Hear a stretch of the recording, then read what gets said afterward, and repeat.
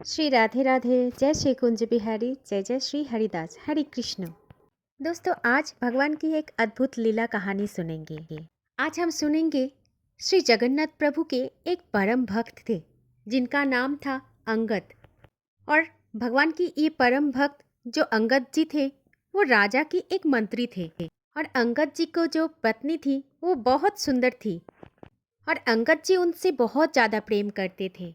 लेकिन अंगद जी का जो पत्नी थी वो परम भक्त थी भगवान श्री कृष्ण की, भगवान श्री कृष्ण की कथा की। उन्हें कोई कथा में जाना, सत्संग में होना, सत्संग सुनना सब कुछ बेहद अच्छे लगती थी। इधर अंगद जी को ऐसी कथा वथा से कोई लेना देना नहीं था। उन्होंने अपनी पत्नी से एक बात स्पष्ट कर दिया था कि तुम्हें जहाँ जाना है जाओ, जहाँ पे कथा सुनना है सुनो, तुम भक्ति करो, संत महात्माओं को प्रसाद प्रभाओ, तुम्हारे मन में जो कुछ भी हो तुम सब कर सकते हो। लेकिन एक बात मुझसे कभी भी नहीं कहना कि मुझसे ये सब काम करना है, भक्ति करना है, कथा सुनना है। फिर पत्नी अंगद जी की ये बात को सुनकर बोले, ठीक है, आप अपने राजपाट पे ध्यान दीजिए और मैं अपनी भक्ति में ध्यान देती हूँ। ऐसे चल रहे थे दोनों का जीवन। उसके बाद एक दिन एकादशी का दिन आया। उस एकादशी के दिन उस आश्रम में जहाँ पे अंगद जी की धर्मपत्नी कथा सुनने जाती थी, वहाँ पे कुछ उत्सव चल रहा था। तो संत जनों ने बोला, आज तो आश्रम में उत्सव चल रहा है तो कथा कहाँ पे होगा, क्योंकि जहाँ पर शांति नहीं होती वहाँ पर सत्संग कथा ऐसा काम नहीं होता। फिर इस विषय को देखकर अंगद जी की पत्नी ने बोले, महाराज आप सब हमारे घर को चलो, हमारे घर में कोई भी नहीं है, सत्संग कर सकते हैं आप लोग और वहाँ पे शांति भी है। फिर सभी संतों को लेकर के अंगद जी की पत्नी घर में आ गई और फिर अंगद जी के घर में ही सत्संग होने लगा, कीर्तन होने लगा, सब लोग नृत्य भी कर रहे हैं, भगवान की कथा हो रही है, सब अपने मन से नाच रहे हैं, झूम रहे हैं। फिर शाम का समय हो गया और अंगद जी घर लौट कर आए। फिर अंगद जी जैसे ही घर आया तो देखा सभी भक्त उछल उछल के नृत्य कर रहे हैं और साधु महाजन सब कीर्तन में मग्न हो रखे हैं और एक व्यास पीठ पे भगवान की कथा कहे जा रहे हैं। और ये सब कुछ देख के अंगद जी महाराज बहुत ज़्यादा क्रोधित हो गए और फिर इन सब के मध्य में जाकर ऐसे जोर से चिल्लाया कि बंद करो ये सब कुछ, आप सब क्या कर रहे हो यहाँ पर? ये तो एक घर है, तुम्हारा आश्रम नहीं है। ये मेरा घर है, तुम लोगों का मठ मंदिर नहीं है जो यहाँ पर तुम उछल उछल के नाचोगे। निकलो यहाँ से सब बाहर। दोस्तों, वैष्णवों को ना अपने अपमान से इतना बुरा नहीं लगता जितना कि कथा और कीर्तन के ऊपर कोई कुछ बोल दे तो बहुत बुरा लग जाते हैं। क्योंकि कथा और कीर्तन का कोई अपमान करे ये वैष्णव जनों से बिल्कुल भी सहन नहीं होता है। अंगद जी की इतनी रूढ़ व्यवहार से सब लोग चले गए और इधर अंगद जी की पत्नी बिल्कुल नीची नजर करके खड़ी है। फिर अंगद जी अपनी पत्नी को बोला कि देखो, मैंने तो तुमसे कभी कुछ नहीं कहा कि तुम सत्संग करो, धर्म करो, भक्ति करो, चाहे कुछ भी करो, पर इन सबों को घर में लाने की कोई भी जरूरत नहीं है। तुम ना ये सब कुछ बाहर जाके किया करो। और उसी समय अंगद जी की पत्नी बोली, ये बात तो आप मुझे प्रेम से मुझे सत्संग की बात भी समझा सकते थे। कम से कम इतने साधु महात्मा गुरुजन आए थे, इनके सामने इतना ज्यादा उपद्रव तो आपको नहीं करना चाहिए था। और और अभी आप मुझसे इतना प्रेम से क्यों बातें कर रहे हो? मैं कौन हूँ? मैं गृहिणी हूँ, मैं पत्नी हूँ, केवल मात्र इसलिए मेरे से प्रेम से बात कर रही हो अभी? अगर इतना ही प्रेम है तो उनके सामने भी दिखा दिया होता। वहां पर तो तुम इतना भयंकर चिल्ला रहे थे। अरे, मैं जिन गुरुजनों को प्रणाम करती हूँ, जिन गुरुजन के चरणों में मैं हमेशा वंदन करती हूँ, उनके सामने तुमसे प्रेम से एक बात भी नहीं बोला गया और अभी तुम मुझको प्रेम दिखा रही हो। पत्नी ने फिर बोली, सुनिए, मैं आपकी ये काम का क्षमा बिल्कुल भी नहीं कर सकती और फिर आपको मैं छोड़कर भी नहीं जा सकती, क्योंकि मैं तो आपकी पत्नी हूँ और मुझे आपके साथ ही रहना पड़ेगा। पर मेरा आज से एक नियम होगा। तब अंगद जी ने बोला, क्या नियम? मैं आज से घूंघट करके रहूंगी, ना तो मैं आपको अपना मुख दिखाऊंगी ना आपका मुख कभी मैं देखूंगी।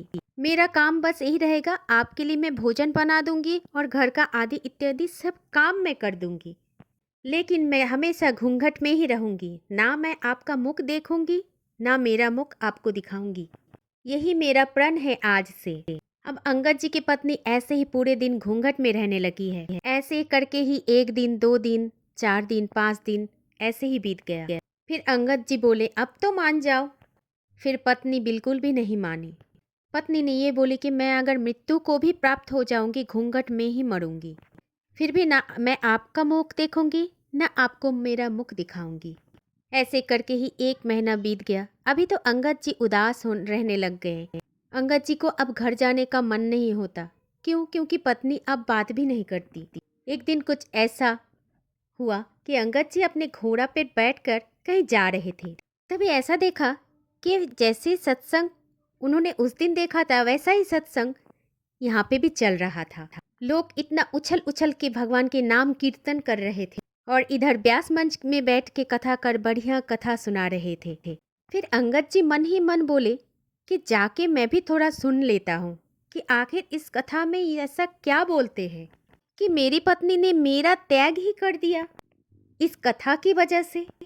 फिर अंगद जी कथा में पहुँचे और तभी कीर्तन का विश्राम हुआ और फिर कथा होने लगी। अंगद जी बहुत दूर बैठे हुए हैं और ऐसे ही दूर बैठे बैठे सुनते सुनते 1 महीने से जितना भी क्षोभ उनके चित्त में था, वो बस चंद मिनट की कथा में सब कुछ दूर हो गया। और फिर अंगद जी को इतना सुख की अनुभूति होने लगी और कथा उनको इतना अच्छा लगने लगा कि अब तो वो दूसरे दिन समय से पहले आकर के बैठ गया और फिर पूरी कथा को सुनने लगे। कभी कभी पीछे बैठकर भी पूरी कथा सुनने लगते। इस तरह तीसरे दिन जैसे ही अंगद जी कथा मंच पे आया, आकर देखा कि आज तो कोई भी नहीं है यहाँ पर, क्योंकि आज तो कथा का विश्राम हो गया था। फिर अंगद जी ने वहाँ के एक संत बाबा से पूछा कि बाबा, यहाँ पर तो कथा चल रहा था, क्या हुआ, आज क्यों नहीं हो रहा है? तो बाबा ने बोला, कल 7 दिन पूरा हो गया, इसलिए आज चले गए दूसरे गांव। ये बात सुनकर अंगद जी को इतनी व्याकुलता हुआ उतना व्याकुलता तो पत्नी के रूठने पर भी नहीं हुआ। अंगद जी व्याकुल चित्त से संत बाबा से पूछा कि अब कब होगी कथा? तो संत बाबा ने बोला, कथा तो अब अगले बरस ही होगी। लेकिन वो जो बाबा कथा बोल रहे थे, थोड़ी दूर में एक गांव है, वहाँ पर ही आज कथा की नई शुरुआत होगी और वहाँ पर आज से लेकर 7 दिन तक कथा ऐसे ही चलेगा। अगर आपको सुननी है तो वहाँ पर चले जाओ। इस बात को सुनकर अंगद जी दौड़ करके चले गए कथा मंच पर। फिर दूसरे गांव में जाके अंगद जी भगवत कथा सुनने लगे। अब तो अंगद जी का बस यही नियम बन गया, इतनी ज्यादा आसक्ति हो गई उनको कथा के प्रति। अब तो अंगद जी को घर में रूठी पत्नी है, उसके बारे में भी कुछ पता नहीं चल रहा है। वो बस जहाँ पर कथा होती वहाँ पर ही चला जाता। अभी तो अंगद जी का दिनचर्या ऐसे होता कि घर जाते, फिर भोजन पाके रात को आराम से सो जाते, फिर सुबह उठकर राजपाट का काम करके आराम से कथा सुनने चले जाते। ये सब कुछ देख के पत्नी भी चिंतित हो गए कि मैं इतना रूठी हूँ, अब तो इनको चिंता भी नहीं होता, पहले तो कितने चिंतित रहते थे। एक दिन फिर से गांव में पुनः कथा होने लगी और उस कथा में कीर्तन जैसे ही प्रारंभ हुआ, तब अंगद जी ने पीछे खड़े होकर उन्माद कीर्तन के साथ नृत्य किए जा रहे थे। कीर्तन में दोस्तों कभी भी सोच समझ के नृत्य नहीं करना चाहिए। आपको कुछ लोग पकड़ के लेके जा रहे हैं तब आप नृत्य करें, ये अच्छी बात नहीं है। इससे तो अच्छा नृत्य ही मत करो। कीर्तन में नृत्य तो आते हैं, स्वयं को जब हम रोक नहीं पाते तभी नृत्य का भाव आ जाते हैं। क्योंकि ठाकुर जी कहते हैं, जब कथा में कीर्तन में जो सोच समझ के नृत्य करते हैं वो दंभ है और एक तरह की आडंबर है। और जो व्यक्ति बिना सोचे भगवान के कीर्तन में नृत्य शुरू कर देते हैं, जिसका हाथ पैर रुक नहीं रहा है, जो स्वयं को बिल्कुल भी रोक नहीं पा रहा है, तो समझ जाना उसके चित्त में भगवान श्री कृष्ण बैठ के ही नृत्य कर रहा है। तो ऐसा उन्माद नृत्य कर रहे थे अंगद जी, जो सभी श्रोताओं को नजर उन पर ही चली गई। उसी सत्संग में सबसे आगे बैठी थी अंगद जी की पत्नी। उसको भी नहीं पता था कि पीछे अंगद जी हैं, ना कि अंगद जी को पता था कि उसकी पत्नी आगे बैठी हुई है। फिर सब लोग जब देख रहे थे कौन नृत्य कर रहे, तो पत्नी भी पीछे मुड़कर देखा कि अंगद जी ऐसे उन्माद नृत्य किए जा रहे हैं। एक क्षण तो पत्नी भी सोचने लगी कि यही है मेरे पति देव, और पत्नी बस उनको ही आज देखते रहे कि जब भी भाव दिखा रहे हैं, भावपूर्ण हो रहा है अंगद जी का मन, तो अपने आप ही रुदन करने लग रहा है, अपने आप ही हंस रहा है। एक क्षण तो पत्नी को भी लगा कि कहीं ऐसा तो नहीं कि मुझको रिझाने के लिए ये सब कुछ कर रहा है। फिर अंगद जी के पत्नी किसी से पूछा कि ये होते हैं तो वो वहाँ पर चले जाते। सभी बोल रहे हैं कि ये तो हर गांव में कथा सुनने चले जाते, और पिछले 1 वर्ष से ये कथा सुन रहे हैं, और इनका तो ठाकुर जी के पति भाव ही अलग है। ये सब बातें सुनकर पत्नी समझ गई कि अंगद जी अब पुराने वाले अंगद जी नहीं हैं। और फिर आज जब घर पर अंगद जी पहुँचे, तब पत्नी को देखा कि घूंघट उठा के दरवाजे पर खड़ी थी। जब अंगद जी घर पर पहुँचे तो अपने पत्नी से बोला कि देवी मैं घर पर आ गया हूँ, आप अपना घूंघट कर लीजिए। और फिर अंगद जी की पत्नी ने बोली अब घूंघट नहीं करना है, क्योंकि मैं तो हरि विमुख अंगद से घूंघट किया था, और ये तो है हरि सन्मुख अंगद, तो मैं आपसे क्यों घूंघट करूं? आप मेरा मुख देख लो। लेकिन दोस्तों, ये अभी अंगद जी का जो स्थिति है कुछ अलग ही है। फिर अंगद जी अपनी स्त्री से, अपनी पत्नी से बोले कि देवी क्षमा कर देना मुझे। एक सच्ची बात बताऊं, मैं पहले तो आपको देखना मुझे बहुत अच्छा लगता था, लेकिन अभी मुझे वो सुख नहीं मिल रहा है। अब तो मेरी मन में बस एक ही अभिलाषा है कि श्यामा श्याम मुझे कब दिखेंगे। अभी तो बस मुझे वज्र सांवरों को देखने के मन करता है। तो देखा दोस्तों, अगर ठाकुर जी चाहे तो आपकी चित्त में ऐसे बैठ जाए, आप सोच भी नहीं सकते। हरि विमुख व्यक्ति कभी भी हरि सन्मुख भी हो सकते हैं, पर इनके लिए ठाकुर जी का कृपा होना जरूरी है।